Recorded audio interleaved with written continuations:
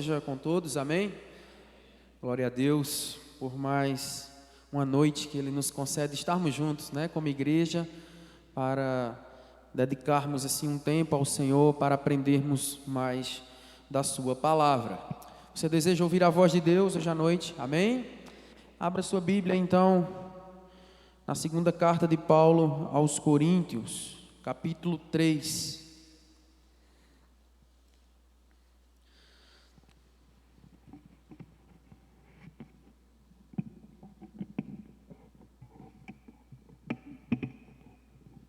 Segunda carta de Paulo aos Coríntios, capítulo 3.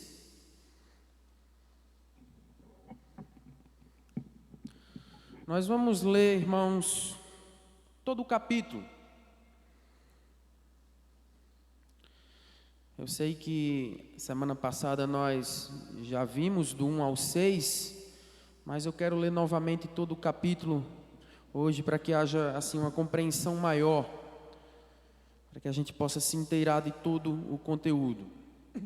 Quem esteve semana passada aqui, amém? Amém. Então leamos assim, então, a palavra santa de Deus. Será que com isso estamos começando a nos recomendar a nós mesmos novamente? Será que precisamos, como alguns, de cartas de recomendação para vocês ou da parte de vocês? Vocês mesmos são a nossa carta, escrita em nosso coração, conhecida e lida por todos. Vocês demonstram que são uma carta de Cristo, resultado do nosso ministério, escrita não com tinta, mas com Espírito do Deus vivo. Não em tábuas de pedra, mas em tábuas de corações humanos. Tal é a confiança que temos diante de Deus por meio de Cristo.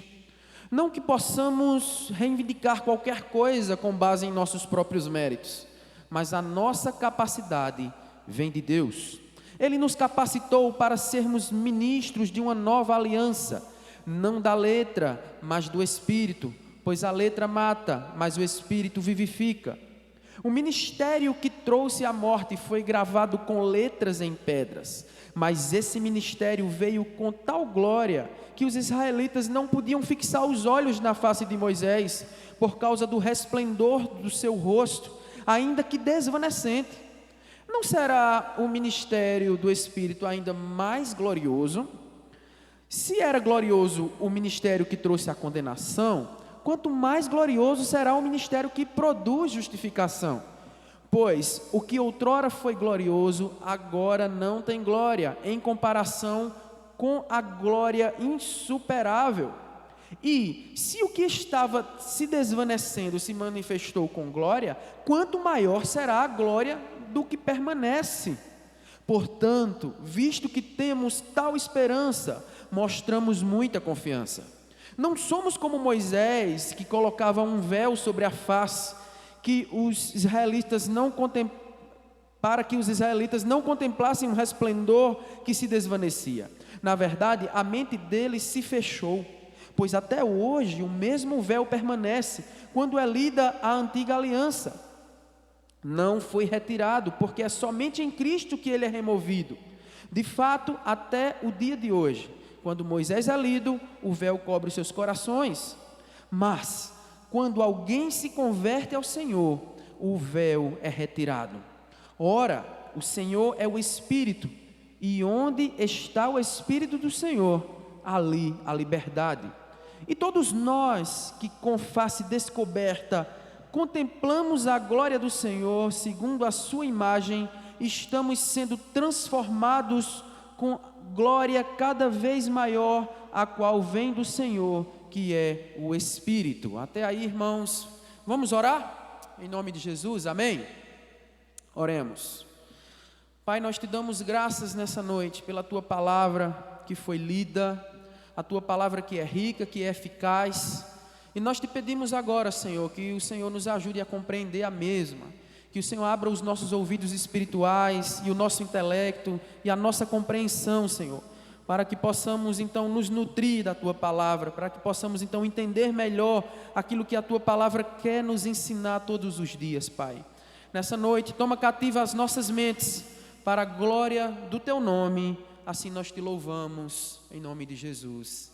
Amém, amém e amém. Irmãos, na semana passada, eu vou recapitular rapidamente, porque o que nós vimos semana passada faz ponte para o que nós vamos ver hoje. Quem esteve aqui semana passada pôde perceber aqui Paulo se referindo à igreja de Corinto, não é? Diante de uma situação em que ele era acusado de estar recomendando a si mesmo através de cartas. Alguns infiltrados da igreja de Corinto, não é, acusavam Paulo de estar falando de si mesmo, se vangloriando, não é?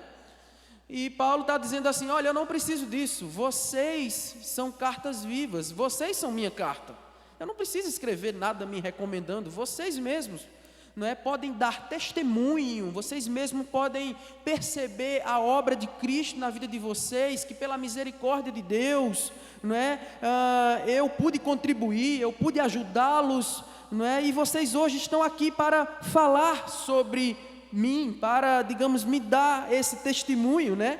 E aí no versículo 3 ele diz: vocês demonstram que são uma carta de Cristo, resultado de nosso ministério, veja, escrita não com tinta, mas com o Espírito do Deus vivo. Ou seja, o Espírito de Deus havia atuado na igreja de Corinto, muitas pessoas tinham se convertido, Paulo fazia parte desse processo, desse ministério, o Evangelho estava se expandindo, e Paulo não precisava provar nada para ninguém, bastava ele dizer assim: vocês mesmos são a carta viva, vocês podem falar da obra de Deus, que foi realizada através de mim, né? E ele diz assim: olha, não para que possa reivindicar para mim algum mérito, mas a nossa capacidade vem de Deus. Ele diz no versículo 5, ele deixa claro que ele não quer glória para ele, mas que a glória é de Deus, sabe? E aí no versículo 6 ele diz: ele nos capacitou para sermos ministros de uma nova aliança, não da letra, mas do Espírito,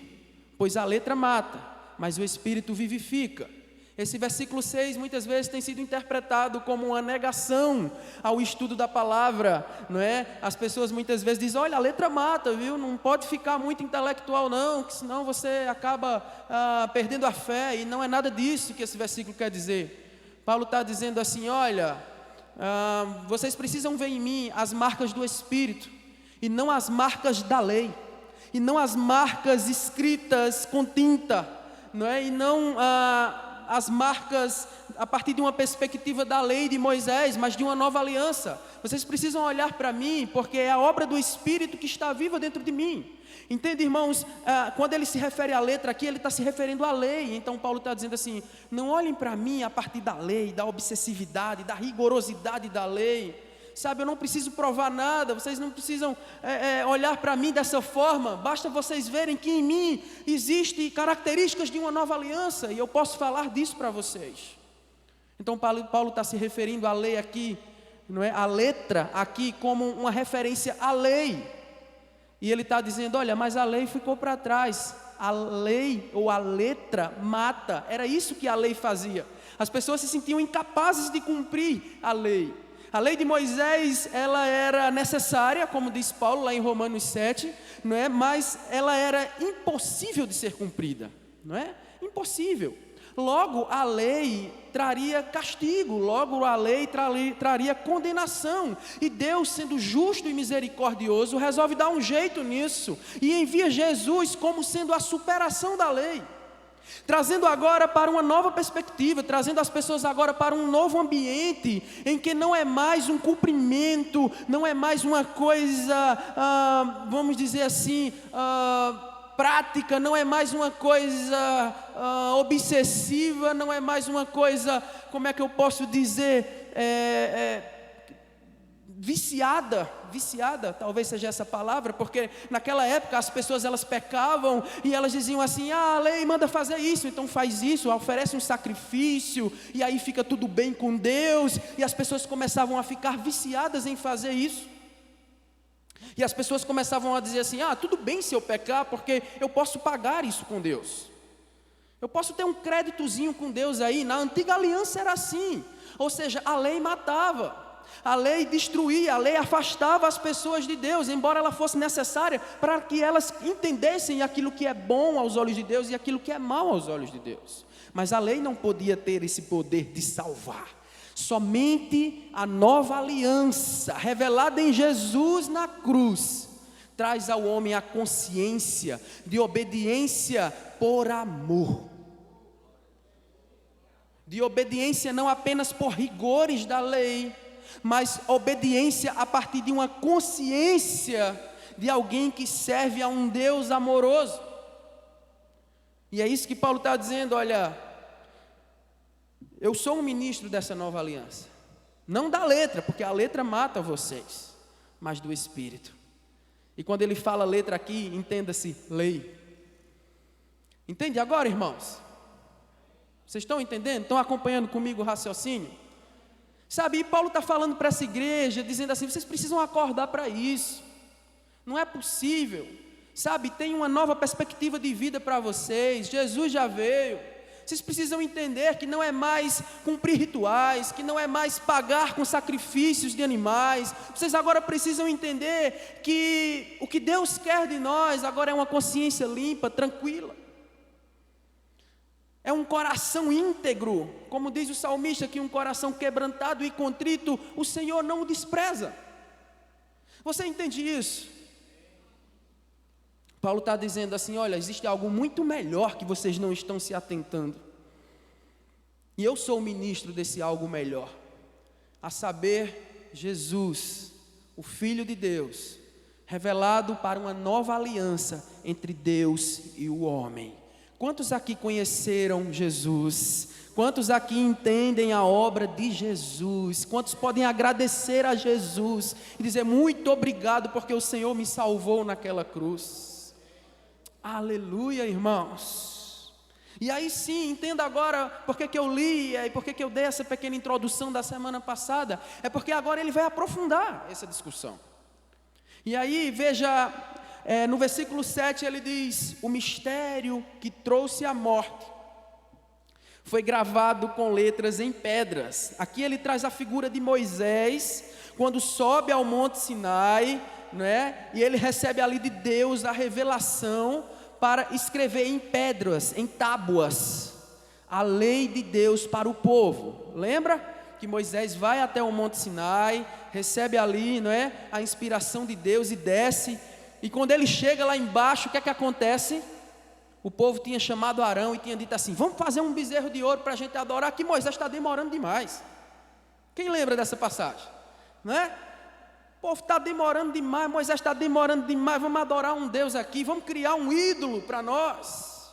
E quando Moisés desce, irmãos, encontra aquela cena, né, triste, as pessoas adorando um bezerro de ouro, mas Moisés ora e pede misericórdia por aquele povo. Moisés se sente responsável por aquele povo. Ali, né, se estabelece a antiga aliança. Veja, vamos entender aqui, vamos fazer uma distinção entre a antiga e a nova aliança. Aqui é a tentativa de Deus, através de Moisés, de estabelecer uma relação com o seu povo, a primeira tentativa. Veja, é a antiga aliança.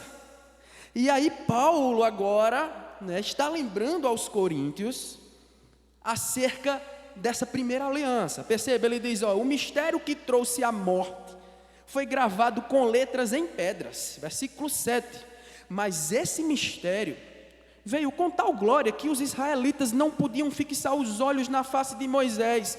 Lembra que quando Moisés descia do monte Sinai, não é, a glória de Deus era tão grande sobre ele que ele tinha que colocar um véu, porque aquelas pessoas elas poderiam ter medo, e o texto diz que elas sentiam medo, né? Moisés descia, e eu fico imaginando, né, uma glória resplandecente sobre o seu semblante, e Moisés então puxava o véu, para que os israelitas não contemplassem tamanha glória.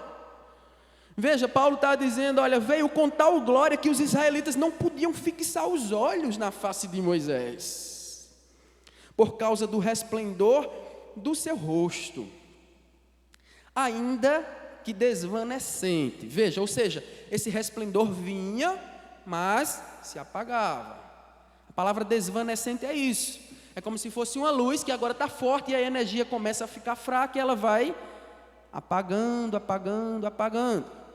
E toda vez que Moisés ia falar com Deus, essa luz resplandecia, mas depois ela se desvanecia. Veja, Paulo está falando que era muito forte, de tamanha força que eles não podiam fixar os olhos, talvez fosse como se fosse assim, algo que encandeava eles ficavam assim, tapando os olhos, e Moisés ia lá e colocavam o véu. Ele diz, por causa do resplendor do seu rosto, ainda que desvanecente. Agora veja o versículo 8. Perceba que Paulo agora, ele está fazendo uma comparação, né, um contraste, como a gente pode dizer. No versículo 8 ele faz uma pergunta assim, não será o mistério do Espírito ainda mais glorioso? É como se Paulo estivesse levando eles a pensar, olha, vocês têm aqui essa referência, mas não será o mistério do Espírito ainda mais glorioso? Ou seja, não seria a nova aliança revelada em Jesus ainda mais gloriosa? Veja, versículo 9. Se era glorioso o mistério que trouxe condenação, quanto mais glorioso será o ministério que produz justificação. Aleluia. Pois o que outrora foi glorioso, agora não tem glória, em comparação com a glória insuperável. Veja, irmãos, Paulo está dizendo assim, olha, a primeira glória foi revelada a Moisés, mas ela era desvanecente, ela se apagava, ela era transitória, ela apenas apontava para a glória maior que viria depois. Veja, a glória revelada a Moisés, ela era de caráter transitório, era algo que passava rápido. Sabe, e a glória que é revelada a Moisés, aqui, não é? Representa, irmãos, ou aponta para um futuro glorioso, de uma glória que viria e que seria eterna. Veja, ou seja, quanto mais glorioso, parte B do versículo 9, será o ministério que produz justificação, ou seja, Jesus na cruz pagando pelos nossos pecados. Essa sim é a maior revelação de Deus. Pois o que outrora foi glorioso, agora não tem glória, ou seja, passou, Moisés passou. A glória revelada na primeira aliança passou, em comparação com a glória insuperável. Glória a Deus. Quantos receberam dessa glória? Quantos entenderam essa glória? Quantos foram justificados por Jesus na cruz? Quantos entendem? Quantos conseguem entender essa nova aliança que Cristo estabeleceu com a sua igreja? Não agora mais resumida a um povo, o povo de Israel, mas agora resumida, ou por que não dizer agora abrangente a todo mundo, a todas as raças, a todos os povos. Sabe, eu e você podemos então, a partir de então, sermos participantes dessa glória. Aleluia! Que coisa maravilhosa, sabe? Versículo 11 diz, e se o que estava se desvanecendo se manifestou com glória, quanto maior será a glória do que permanece. Veja, glória a Deus, Ele não anula o fato da glória da primeira aliança. Foi glorioso sim, foi lindo, mas é muito maior, irmãos, não pode ser comparado com a glória que permanece. Portanto, versículo 12, visto que temos tal esperança, mostramos muita confiança. Perceba o plano de fundo, né? É interessante como Paulo traz a figura de Moisés para complementar o seu argumento. Paulo era muito inteligente, e é até difícil pregar essa palavra e deixar ela clara para os irmãos, porque Paulo está defendendo o seu ministério, usando Moisés, falando da antiga aliança e da nova aliança. Veja como é difícil você encaixar tudo isso.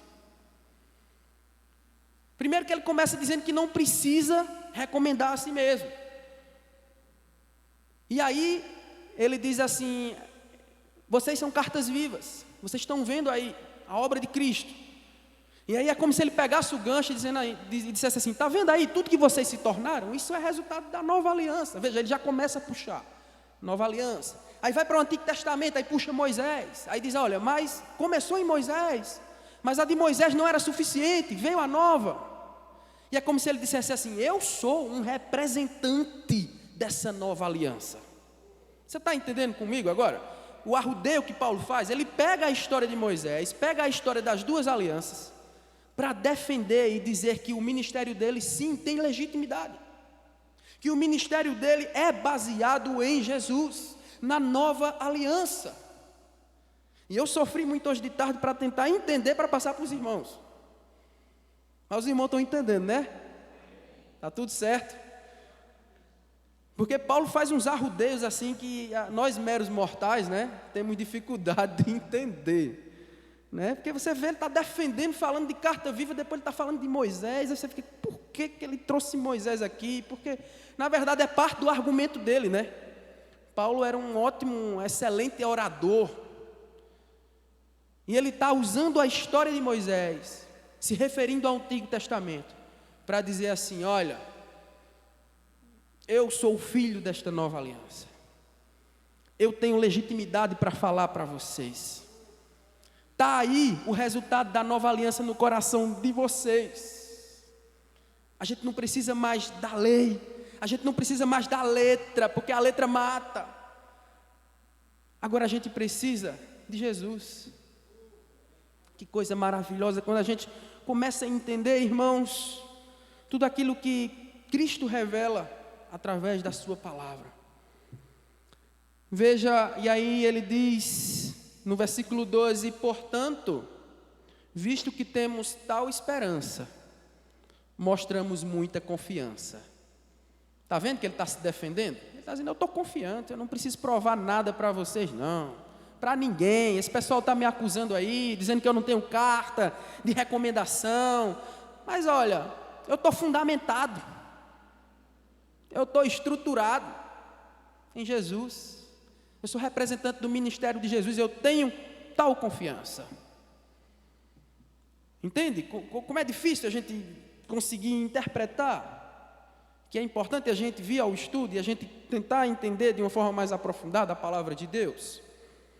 Agora veja, irmãos, agora do versículo 13 ao versículo 15, ele continua se referindo a Moisés, ele diz, não somos como Moisés, que colocava um véu sobre a face, para que os israelitas não contemplassem o resplendor que se desvanecia. Na verdade, a mente deles se fechou, pois até hoje o mesmo véu permanece quando é lida a antiga aliança. Não foi retirado, porque é somente em Cristo que ele é removido. É somente em Cristo que ele é removido. De fato, até o dia de hoje, quando Moisés é lido, um véu cobre os seus corações. Veja, aqui eu percebo Paulo já meio que fazendo uma crítica, não é? Mostrando para esse povo aqui de Corinto, né, que eles precisavam entender melhor a nova aliança. Que eles não poderiam se basear, que eles não poderiam ficarem presos à antiga aliança, porque a antiga aliança era tudo muito, eu poderia dizer assim, tudo muito, muito formal isso, o pastor me ajudou aqui, tudo muito formal, né? Era tudo muito pelo intelecto, era tudo muito pela articulação, era tudo muito pela capacidade de pensar, né? E aí Paulo está dizendo assim, olha, se vocês olharem para mim, do jeito certo, vocês vão ver a marca de Cristo. Mas aí é como se ele estivesse dizendo, olha, eu percebo que vocês estão olhando para mim ainda a partir da velha aliança, vocês estão esperando coisas pequenas de mim, vocês estão olhando para mim a partir da lei, cobrando coisas da lei em mim, sabe? E aí ele diz assim, não somos como Moisés, que colocava um véu sobre a face, para que os israelitas não contemplassem o resplendor que se desvanecia. É como se ele estivesse dizendo assim, olha, eu não preciso fazer o que Moisés fez, eu não preciso, não me comparem com Moisés, Moisés foi uma coisa, eu sou outra.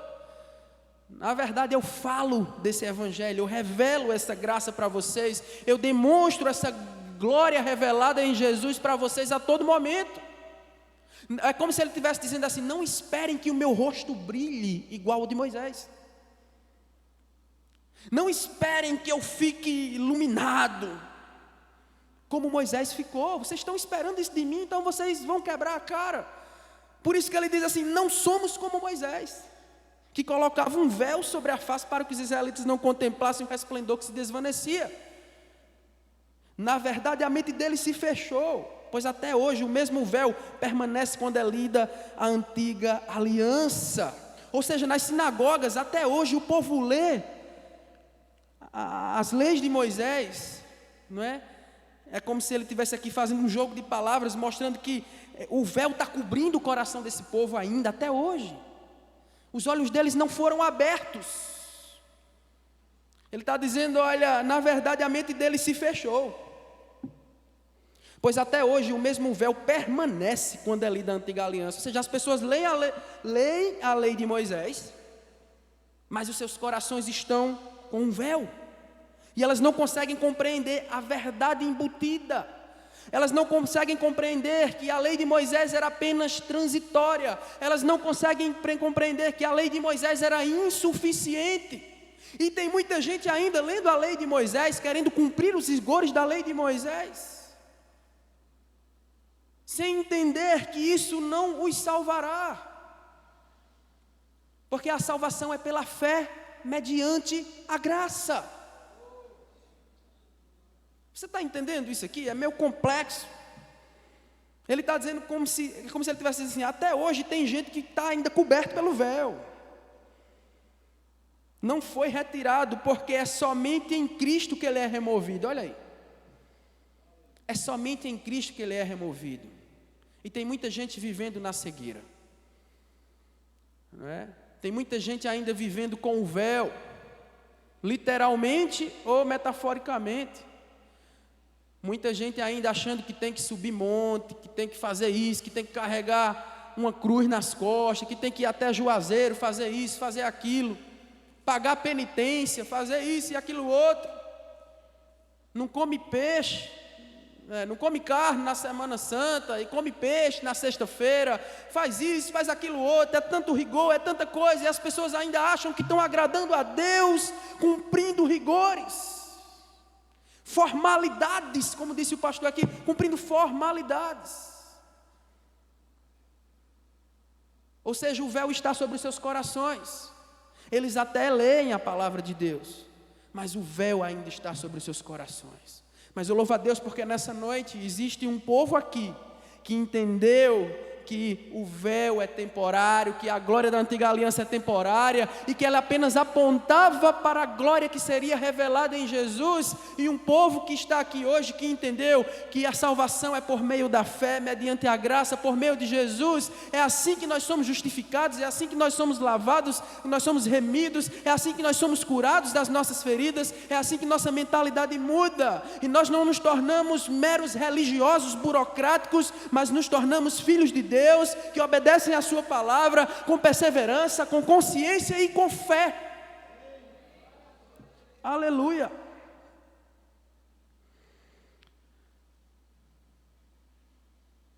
Versículo 15, de fato até o dia de hoje, quando Moisés é lido, um véu cobre os seus corações.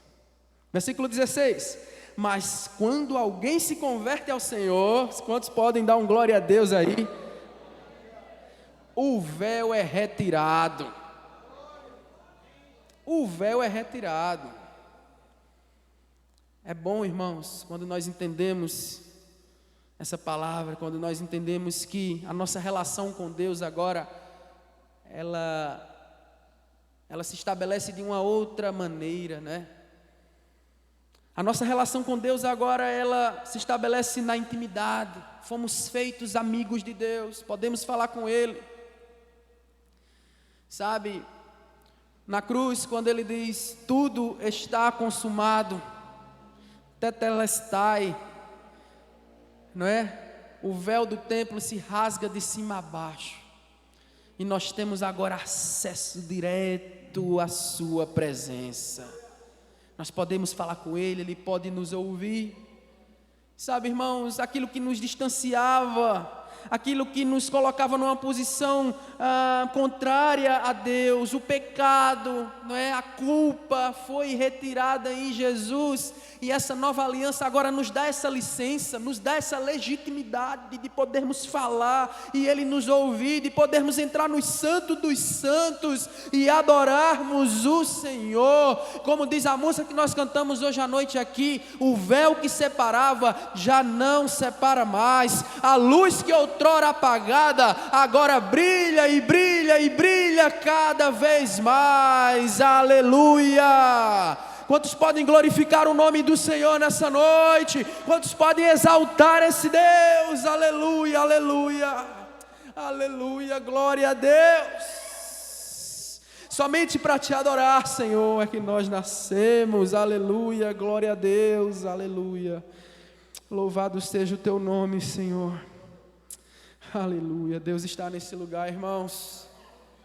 Deus está nesse lugar, fazendo cair por terra cegueiras, nos mostrando, nos revelando a sua palavra.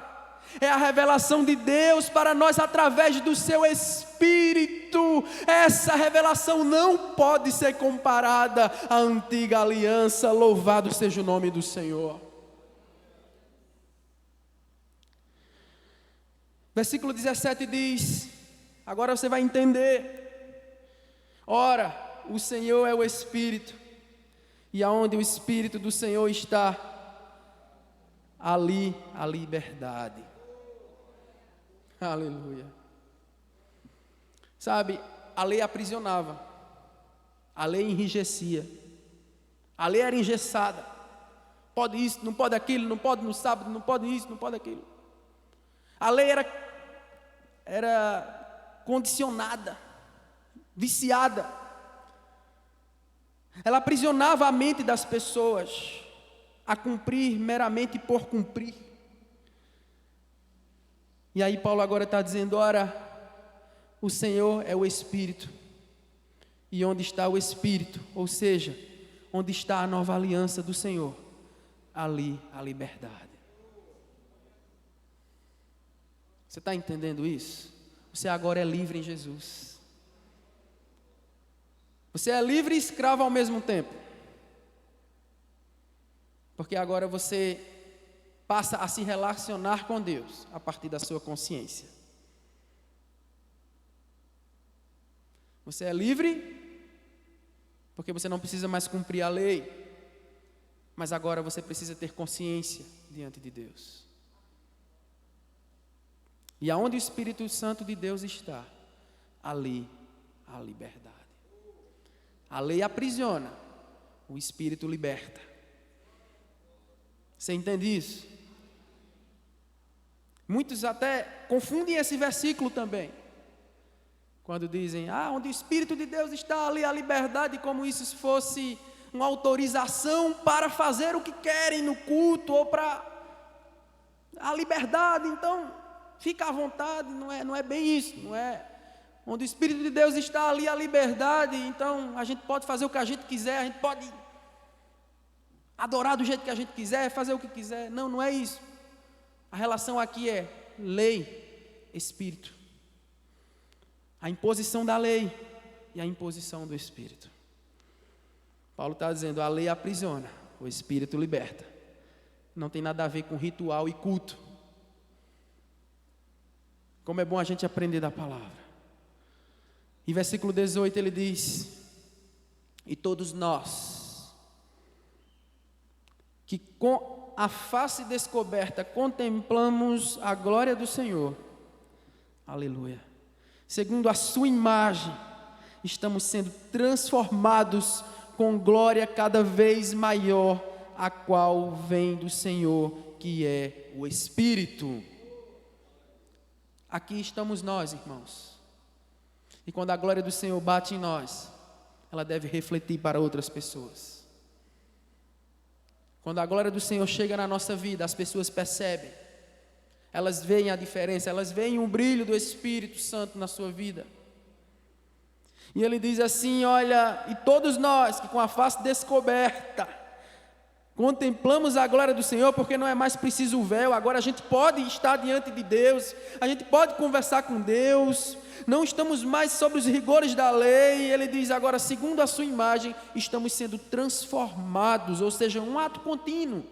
Estamos sendo transformados todos os dias, com glória cada vez maior, a qual vem do Senhor, que é o Espírito. Que coisa maravilhosa, não é, irmãos? Nós percebermos nossa vida de glória em glória, de valor em valor, amadurecendo para a glória de Deus, crescendo no conhecimento da palavra, dando testemunho, aquele que roubava não rouba mais, aquele que mente não mente mais, aquele que era doente ficou curado, não é? Aquele que estava preso nas drogas agora é livre através do Espírito. Veja, aqui está algo que a lei não podia fazer, somente o Espírito pode, libertar o homem das suas próprias paixões. Glória a Deus quando nós entendemos isso, irmãos. Sabe, nós vamos sendo transformados de glória em glória, de valor em valor, dia após dia, até chegarmos no céu, porque agora estamos inseridos numa nova aliança, não mais que se desvanece, mas numa aliança agora que permanece acesa para sempre, e essa aliança é Jesus. E quantos estão em Jesus aqui, diz amém. Aleluia, glória a Deus, glória a Deus. Eu quero concluir dizendo duas coisas. Como cristãos, irmãos, devemos traçar o nosso caminho por aquilo que não podemos ver e não por aquilo que se vê. Como assim? Traçar o nosso caminho por aquilo que não se pode ver e não pelo que se pode ver? Sim, porque isso é fé. Os coríntios precisavam de fé para enxergarem Paulo como sendo ministro da nova aliança. E se eles estivessem esperando ver em Paulo o mesmo brilho que viram em Moisés, eles iam quebrar a cara. Não se tratava mais dessa relação. E agora Paulo está dizendo assim, olha, agora é pelo Espírito, não é mais visual, agora é uma experiência. E como cristãos, irmãos, não devemos guiar nossa vida apenas por aquilo que podemos ver, mas por aquilo que não podemos ver. Porque muita coisa é mistério, muita coisa é fé, muita coisa é acreditar mesmo, é se apegar a Deus e dizer eu creio, e eu creio que o Senhor vai agir na minha vida, que o Senhor vai agir na vida da minha família, na vida do meu filho. Eu creio, não há possibilidade, não estou vendo nada que aponte para isso, nenhuma evidência, mas mesmo assim eu permaneço com meu coração firme nas promessas do Senhor para mim. Como cristãos somos desafiados, irmãos, a andarmos pelo que não vemos. Porque a fé é o firme fundamento das coisas que não vemos, mas das coisas que esperamos. Se a gente vê, não é fé, é constatação. Se a gente vê, não é fé, é inteligência. Eu estou vendo que ali tem uma boa oportunidade, eu vou lá e faço. Ali tem um bom negócio, eu vou lá e negocio. Isso é inteligência, não é fé. Fé é quando a gente não vê possibilidade, mas a gente continua crendo, entendendo que Cristo está nos guiando com a sua boa mão, nos conduzindo para a sua vontade.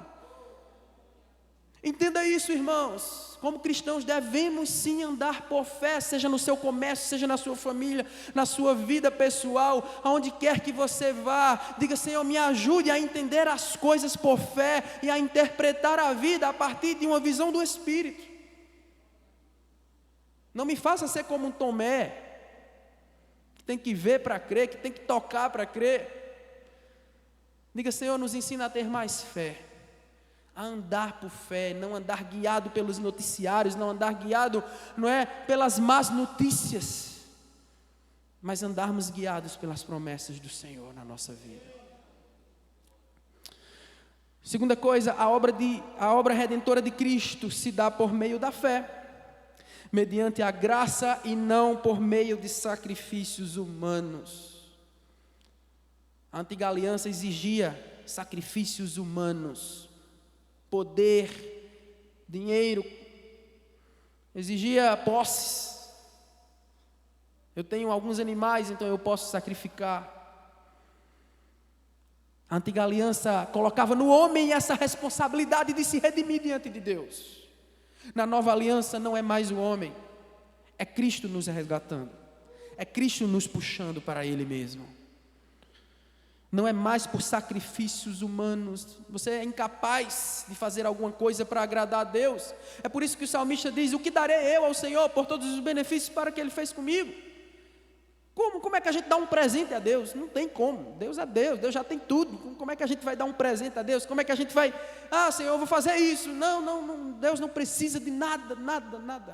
Ele precisa apenas de um coração inteiro, de um coração quebrantado, de um entendimento que Ele é o Salvador, o Redentor da sua vida, o Rei de todas as nações, o Rei de Israel. Ele quer que você creia no seu Filho Jesus. Só assim seremos resgatados, só assim seremos salvos, só assim andaremos por fé. Que essa consciência, essa responsabilidade e essa perseverança seja inscrita em nosso coração. Você pode dizer amém? Que Ele nos abençoe em nome de Jesus. Amém, igreja? Como é bom a gente aprender, ou aqueles que já sabem, né? Conferir, confirmar aquilo que o Espírito Santo fala. Irmãos,